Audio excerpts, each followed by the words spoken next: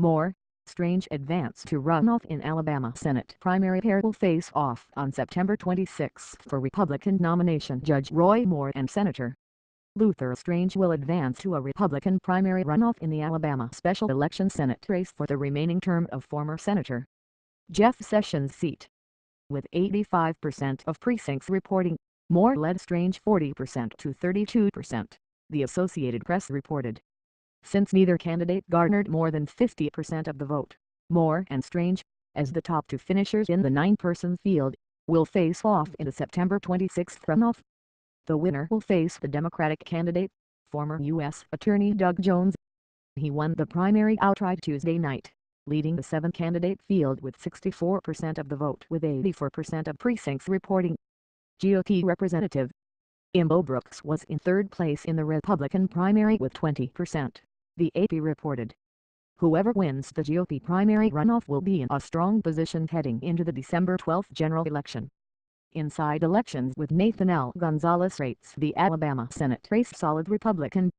High-name Heidi Moore, the former Chief Justice of the Alabama Supreme Court, entered the race with high-name recognition throughout the state. He was twice removed from the bench over religious freedom issues, including his refusal to remove the statue of the Ten Commandments from the courthouse and his directive to state probate judges to refuse to administer same-sex marriage licenses. The former judge faces questions heading into the runoff about whether he has reached the ceiling of support, and whether Brooks voters will swing to him now.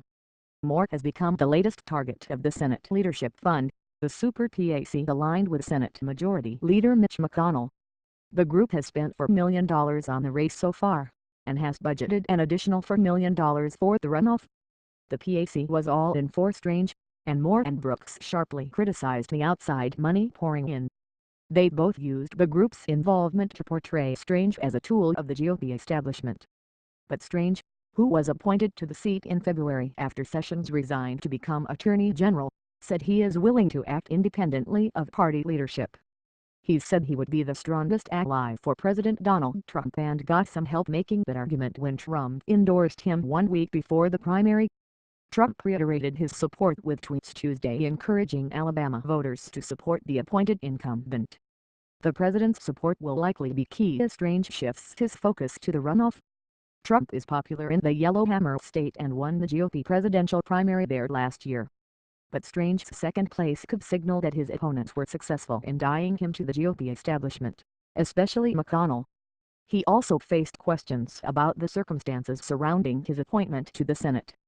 As Alabama's Attorney General last year, Strange reportedly asked the State House Committee to stop its probe of Republican guff.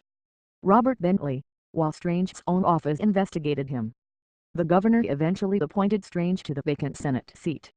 Bentley later resigned when he was charged with misusing campaign and government funds to cover up an affair. Brooks was more overt on the campaign trail in acknowledging the questions about Strange's appointment.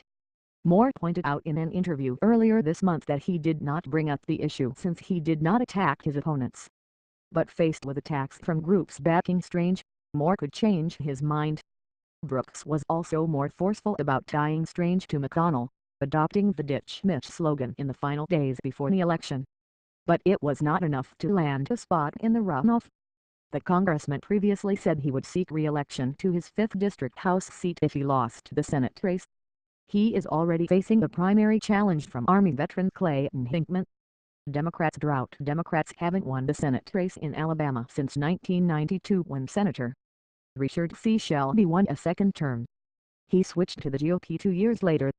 But Jones could benefit from name recognition in the state. He gained prominence as the former U.S. attorney who helped convict 2 of the remaining perpetrators of the 1963 bombing of the 16th Street Baptist Church in Birmingham. Jones also nabbed endorsements from prominent Democrats including former Vice President Joseph R. Biden Jr. and civil rights icon Georgia Democratic Representative John Lewis. The only Democrat in Alabama's congressional delegation, Representative Terry A. Sewell, also endorsed Jones. Heading into the Tuesday election, Democrats were facing the possibility of a runoff of their own. Navy veteran Robert Kennedy, Jr., the so-called mystery candidate, had done well in recent polling. He acknowledged in an interview with a Montgomery Advisor last week that his recognizable last name helped boost his support. though the businessman is not related to the famed political family.